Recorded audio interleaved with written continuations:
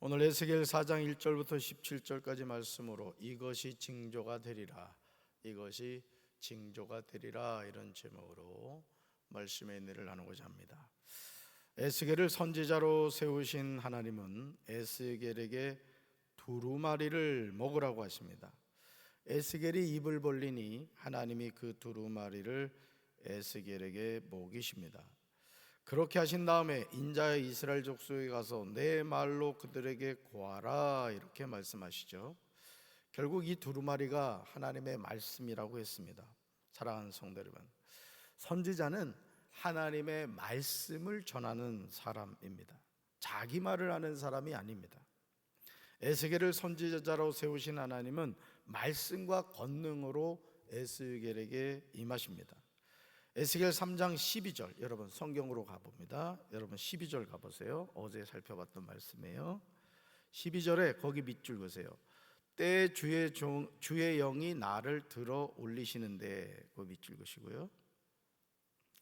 자, 그 다음 14절로 가셔서 주의 영이 나를 들어 올려 데리고 가시는데 여호와의 권능이 힘있게 나를 감동시키시더라, 그 다음 밑줄 그으세요.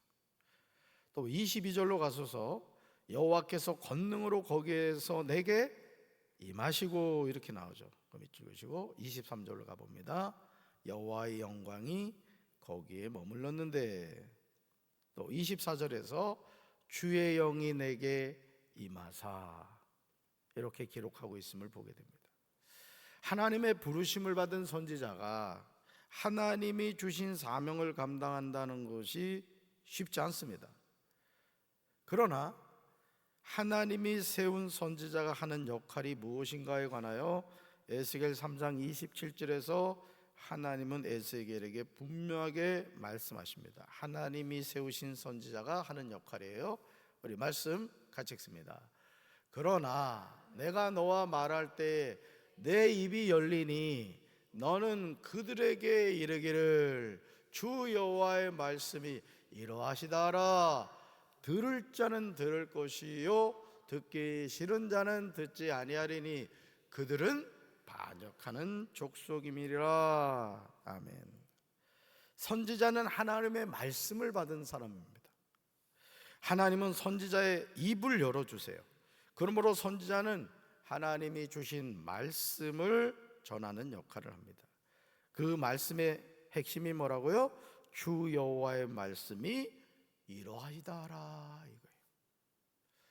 여러분, 주미대사로 만약 제가 셈을 받았다, 이재명 대통령한테 주미대사로 제가 셈을 받았어요. 그러면 주미대사가 해야 할 일이 뭐죠? 내가 하고 싶은 말을 막 트럼프한테 가서 해요. 그랬다간 바로 다음날 잘리죠. 이재명 대통령이 나에게 준 이야기를, 내용을 트럼프 대통령한테 전해야 된다. 그게 주미대사의 역할인 거예요. 그러니까 선지자도 누구 말씀을 전해야 된다? 하나님의 말씀. 그래서 주 여호와의 말씀이 이러하시다 하라. 이것이 사명자의 삶입니다.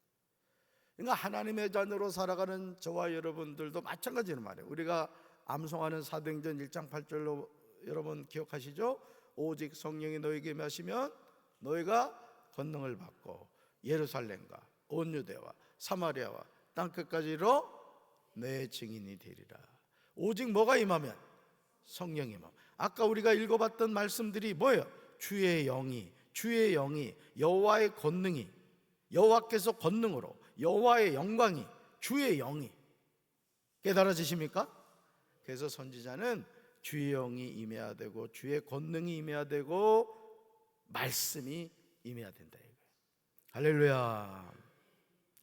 에스겔 4장은 예루살렘의 심판 예언입니다. 1절에서 하나님은 선지자 에스겔에게 이렇게 말씀하시죠. 같이 읽습니다. 너 인자야, 도판을 가져다가 그것을 내 앞에 놓고 한 성읍 곧 예루살렘을 그 위에 그리고. 아멘. 하나님은 에스겔에게 토판 하나를 가져와 내 앞에 놓고 그 위에 예루살렘 지도를 새기라고 말씀하세요. 지도를 새겨라. 2절과 3절에서 계속 말씀하십니다. 우리 2절과 3절 읽습니다. 그 성읍을 에워싸되 그것을 향하여 사다리를 세우고 그것을 향하여 흙으로 언덕을 쌓고 그것을 향하여 진을 치고 그것을 향하여 공성태를 둘러 세우고 또 철판을 가져다가 너와 성읍 사이에 두어 철벽을 삼고 성을 포위하는 것처럼 에워싸라. 이것이 이스라엘 족속에게 징조가 되리라. 아멘. 우리는 이 말씀을 주목해야 돼요. 여기서 그 성읍을 에워싸고는 바벨론 군대에 의해 예루살렘 성읍이 포위될 것을 보여주는 거예요. 그러니까 하나님은 선지자 에스겔을 통해서 앞으로 이 예루살렘 성읍이 어떻게 될 것을 말씀하고 계신 거예요. 성읍을 향하여 흙으로 언덕을 쌓습니다. 성읍을 향하여 진을 칩니다. 성읍을 향하여 공성태를 둘러세웁니다. 이것은 당시 고대 근동 지방에서는 상대방의 성읍을 공격할 때 이런 방법이 많이 사용됐다고 해요. 그러니까 성 주변에 더 높게 흙으로 성을 쌓는 거예요. 그러니까 위에서 아래로 공격하기가 쉬워지는 것이죠. 그러니까 앞으로 예루살렘 성읍이 어떻게 공격을 당하게 될 것을 말씀하고 계신 거예요.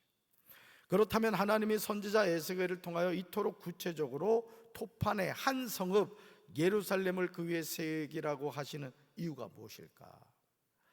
3절 하반절에 하나님은 그 이유에 대해서 분명하게 말씀하세요. 바로 이거죠. 밑줄 그으세요. 이것이 이스라엘 족속에게 징조가 되리라. 거기다 밑줄 그으세요. 지금 하나님이 선지자 에스겔을 통하여 계속하시는 말씀은 예루살렘 성에 관한 하나님의 심판을 나타내십니다. 그러니까 여러분, 참 이 선지자의 삶이라는 것이 절대 쉽지 않아요. 하나님의 말씀을 전해야 되는데 앞으로 일어날 일에 대한 하나님의 예언의 말씀을 전하는 거예요. 에스겔 3장에서요 이스라엘 족속에 관해서 하나님이 뭐라고 말씀하시느냐, 이렇게 말씀하세요. 이마가 굳고 마음이 굳어 내 말을 듣고자 아니하리니 이는 내 말을 듣고자 아니함이라. 이래 말씀하세요. 이마가 굳고 마음이 굳어. 하나님, 그러니까 에스겔을 통해서 하나님의 말씀을 전했는데 뭐 하지 않는다? 듣고자 아니한다. 그러면서 그죠? 인칭대명사가 바뀌잖아요. 그죠? 이는 내 말을 듣고자 아니함. 누구 말을 듣고자 아니함이라? 하나님의 말씀을 듣고자 아니함이라. 자, 그럼에도 뭐라고 말씀하시냐? 읽어봅시다. 들을 자는 들을 것이요 듣기 싫은 자는 듣지 아니하리니 그들은 반역한 족속이라. 아멘. 하나님의 말씀이 전해진다고 해서 다 말씀을 듣지 않아요. 그러니까 여러분들이 전도를 할 때 절대 낙심하지 말아야 될 것은 내가 전도하면 다 사람들이 그 복음을 받아들일 것 같죠. 꿈도 너무 좋으신 꿈이야. 안 그래요. 그러니까 여러분, 하나님의 말씀이 딱 선포가 되면 그 말씀에 반응을 보이는 사람이 있어요. 어제 우리 청소년께가 11시 반에 교회 도착했다고 그래요. 아마 오다가 저녁 먹고 왔지? 근데 그 교회에서 저녁 줬었지, 그지? 저녁 줬었는데 또 저녁을 먹었어요. 아이들이 이렇게 그냥 성장이 빨라. 고생 많이 했어요. 새벽 기도까지 왔네. 은혜 많이 받았나 보네. 우리 전사님이 11시 반에 도착해서 애들 또 픽업도 해줬을 거 아니야, 그지? 이따 목욕실에 와요. 커피 내가 쏠 테니까. 그러니까 여러분, 하나님의 말씀이 전해졌을 때 듣는 사람이 있고 듣지 않는 사람이 있다. 그러니까 여러분, 이 시간도 마찬가지예요. 여러분이 새벽기도 오신 거 너무너무 제가 축복합니다. 여러분 새벽기도의 용사들이란 말이에요. 아멘. 한 명씩만 더 들으면 100명이 될 텐데 말이야. 안 되면 내일 신랑 신발이라도 가져와. 내가 한 명으로 쳐줄 테니까. 근데 자 보세요. 말씀이 선포됐을 때 말씀을 듣는 사람이 있고 듣지 않는 사람이 있다. 그래서 여러분, 예를 들어서 뭐 어떤 사람은 그거를 부정적으로 얘기합니다만은 지하철에서 예전에 저도 그 예수 전도협회 가서 전도 훈련을 받았습니다만은 그 지하철 중간에 서 가지고 예수 천당 불신죠. 예수 천당 불신죠. 복음을 전하는 사람이 있어요. 여러분, 예수님 믿으셔야 됩니다. 예수님을 믿어야 우리가 죄에서 사함받고 구원받습니다. 이 복음을 전하는 사람이 있어요. 그럼 거기에 반응 보이는 사람이 있다는 거예요. 아멘이십니까? 그러니까 우리가 제일전도대, 우리 빌립전도대, 사랑의 카페 전도대, 또 우리 교회학교 전도대들이 끊임없이 복음을 전하는 것이요 결코 되지 않습니다. 반드시 하나님이 예배해 놓은 영혼이 있다니까요. 이번에 워터 페스티벌을 통해서도 제가 마음의 감동을 받은 것이 뭐냐면은, 우리 교회학교 전체 연합이나 마찬가지였습니다만은 뭐라고 말이죠. 그 애들 따라서 어머니들이 같이 와서 치킨도 내고 말이죠, 간식도 내고 그랬어요.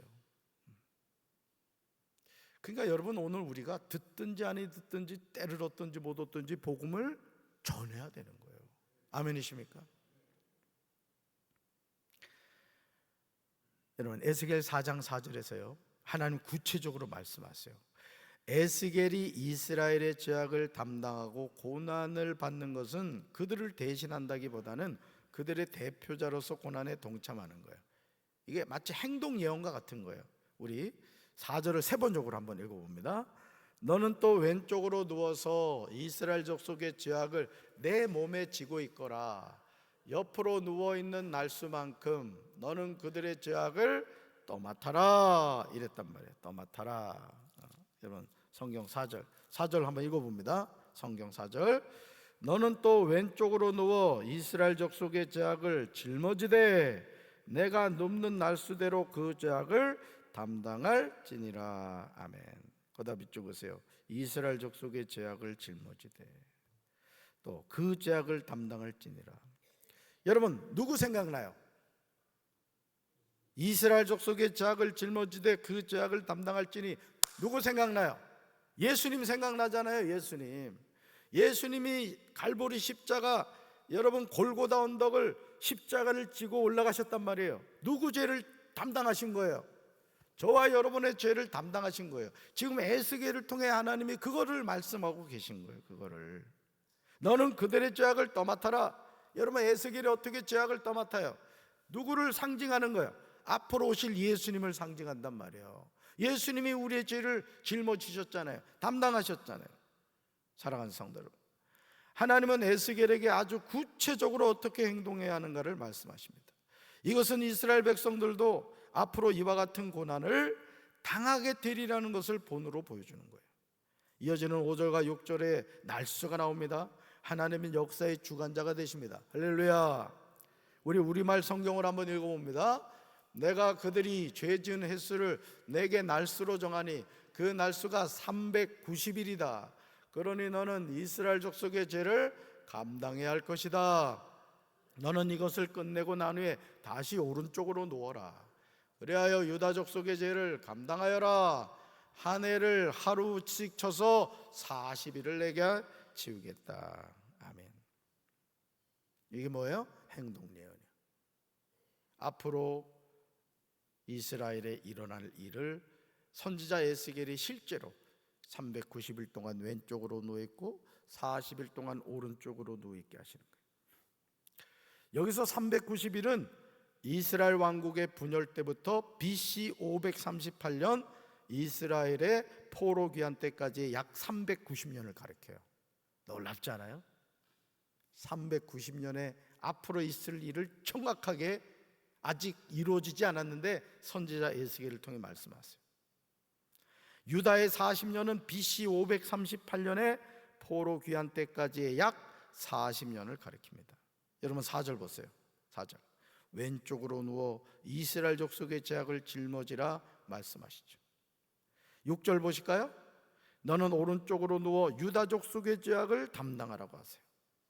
하나님은 에스겔에게 하루가 1년이라고 말씀하십니다. 그러므로 5절에서 390일은 390년이 되고 6절에서 40일은 40년이 되는 거예요. 하나님이 에스겔에게 말씀하신 내용이 쉽지 않아요. 선지자는 하나님의 말씀을 듣고 그 말씀에 순종하는 사람입니다.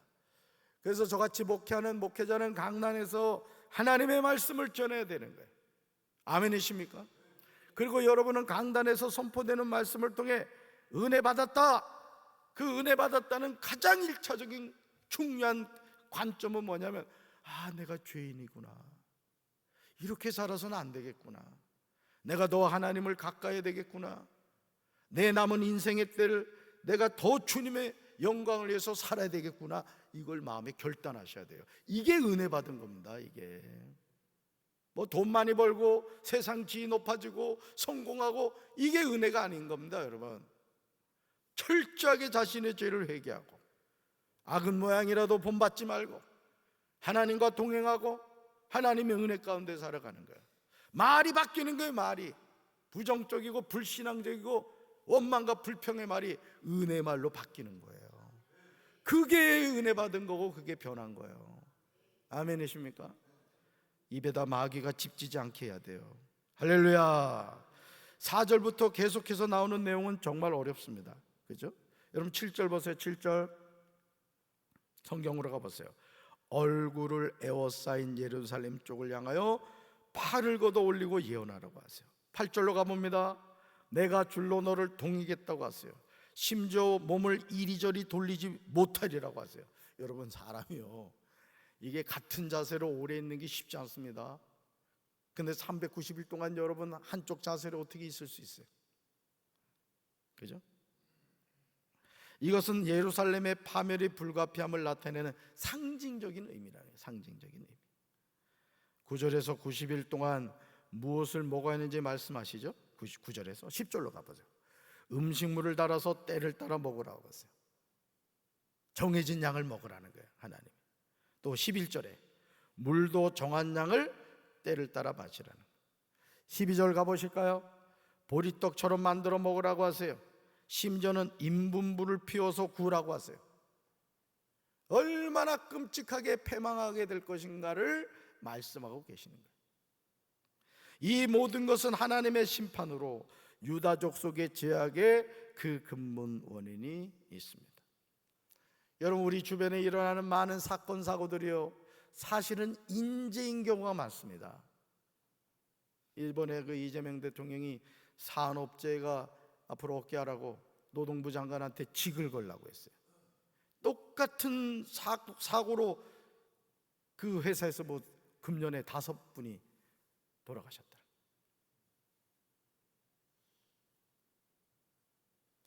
여러분, 오늘 우리가 하나님의 자녀로 살아가면서 우리 자신을 살펴야 될 줄로 믿습니다. 그래도 새벽 기도까지 나오시는 여러분들, 하나님 사랑하시잖아요. 그렇죠? 하나님 사랑하시죠? 하나님도 여러분 사랑하신대요. 너무너무 사랑하신대요. 저보다는 조금 덜 사랑하신대요. 오늘도 이 하루를 살면서 하나님의 기쁨 되시기 바랍니다. 하나님과 동행하시길 바라요. 하나님의 은혜가 여러분의 삶에 함께 하시기를 주님의 이름으로 축원합니다. 가슴에 손 얹읍시다. 사랑의 주님, 오늘 하나님께서는 에스겔에게 토판을 준비하라고 하시며 어떻게 행동해야 하는가를 말씀하셨습니다. 오늘 우리가 이 세상 살아갈 수 있는 것은 내 인간의 능력이 아니라 우리의 죄를 짊어지신 예수님의 사랑과 은혜 때문에 오늘도 이 하루를 살아갑니다. 겸손하게 하나님 앞에 무릎 꿇게 하시고 하나님의 음성에 귀 기울이며 그 말씀에 순종하며 살아가는 저희들이 되게 하여 주시옵소서. 예수님 이름으로 간절히 축복하며 기도합니다. 아멘.